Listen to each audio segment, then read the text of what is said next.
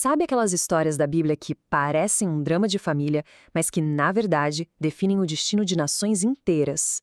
Pois é, hoje a gente vai mergulhar fundo em uma delas, talvez uma das mais intensas, a história de Jacó e Esaú. É uma narrativa poderosa sobre propósito, rivalidade e, principalmente, sobre o peso de uma única escolha. Vamos juntos desvendar as lições que esse relato de Gênesis tem para nós até hoje. E olha só onde tudo começa, no lugar mais íntimo possível, o ventre de uma mãe. Antes mesmo de nascerem, Jacó e Esaú já estavam em guerra. E o clamor de Rebeca é algo que ecoa na alma da gente, né? Se isso é uma bênção de Deus, por que dói tanto? Por que é tão difícil? Essa luta, essa agitação interna já era um sinal, a semente de todo o conflito que estava por vir. E para a gente entender o tamanho disso, é preciso lembrar de uma coisa. Rebeca era estéril. A gravidez dela não foi um acidente, foi um milagre. A Bíblia conta que Isaac, seu marido, orou com insistência ao Senhor por ela. Então, essa gestação era uma resposta direta de Deus. E é justamente por isso, por ser uma bênção tão esperada, que o conflito que nasceu dali se torna ainda mais profundo e significativo. No meio daquela angústia, Rebeca faz o que toda pessoa de fé deveria fazer. Ela vai consultar o Senhor. E a resposta que Deus dá não é só um consolo, é uma profecia que vai virar o mundo de cabeça para baixo. Presta atenção nisso. 2 nações há no teu ventre. Não eram só 2 meninos, eram os fundadores de 2 povos.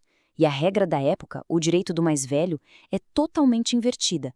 O maior servirá ao menor. Essa palavra de Deus é a chave para entender tudo o que vai acontecer a seguir. E então, eles nascem. E, a partir dali, a gente começa a ver a profecia se cumprindo de um jeito muito real, muito físico. A maneira como eles vêm ao mundo já conta muito sobre quem eles seriam e a relação que teriam. E o contraste entre os dois é gritante, né? De um lado a gente tem Esaú, o primogênito, ruivo, peludo, um homem do campo, um caçador habilidoso, movido pelo instinto.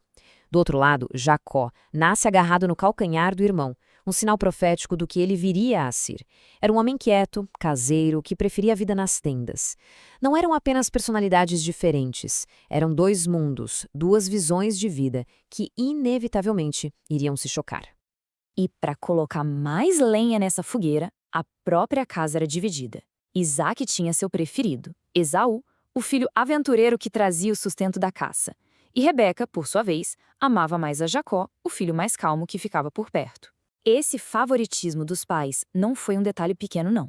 Foi o combustível que transformou uma rivalidade comum entre irmãos num conflito que marcaria gerações.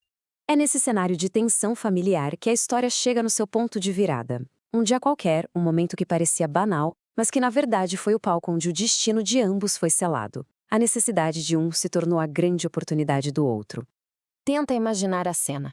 Esaú chega do campo completamente esgotado, faminto, e ele sente o cheiro daquele cozido de lentilhas que Jacó preparou. Naquele momento, o mundo de Esaú se resume àquele prato de comida. A urgência é tão grande que ele não pensa em mais nada, nem no futuro, nem na herança, nem na sua posição, só na fome. E a resposta de Jacó é fria, direta, calculada. Ele não vê ali um irmão precisando de ajuda. Ele vê a chance da vida dele. Jacó enxergou a oportunidade de conseguir aquilo que ele valorizava mais do que tudo, e que o irmão, aparentemente, não dava a mínima: a primogenitura. Que não era só herdar mais bens, mas sim a liderança espiritual da família, a bênção da aliança de Deus com Abraão. Jacó queria o que era eterno. E a negociação acontece num piscar de olhos. É impressionante a rapidez. O pedido desesperado de Esaú, a exigência absurda de Jacó, a justificativa exagerada de Esaú, tô quase morrendo aqui, e, por fim, o juramento. Um juramento que selou o destino dele. Em poucos minutos, um direito sagrado, uma bênção divina, foi trocada por um prato de lentilhas. E essa frase de Esaú resume tudo. Ela revela a mentalidade dele. Ele troca o que é permanente pelo que é passageiro. A primogenitura, para ele, era algo abstrato, distante. A fome era real, imediata. É uma pergunta que mostra uma cegueira espiritual terrível, uma incapacidade de enxergar o valor das coisas que realmente importam. A troca foi feita. Esaú comeu, bebeu E o que acontece em seguida é talvez a parte mais chocante de toda essa história. Não há arrependimento, não há um momento de reflexão. A Bíblia diz que ele simplesmente se levantou e seguiu a vida, como se nada tivesse acontecido. E aqui está o veredito final da palavra de Deus. A palavra-chave é essa: desprezou. A Bíblia não diz que ele trocou por necessidade ou que vendeu no momento de fraqueza. Diz que ele desprezou. Tratou como lixo, como algo sem valor algum.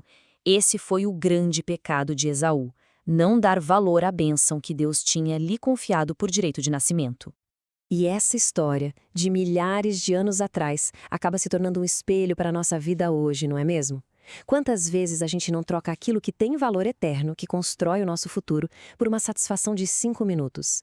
A escolha de Esaú, movida pela fome do corpo, custou a ele a sua herança espiritual. E a pergunta que fica para cada um de nós é: o que as nossas fomes de hoje, os nossos desejos imediatos, estão custando ao nosso futuro? Fica essa reflexão.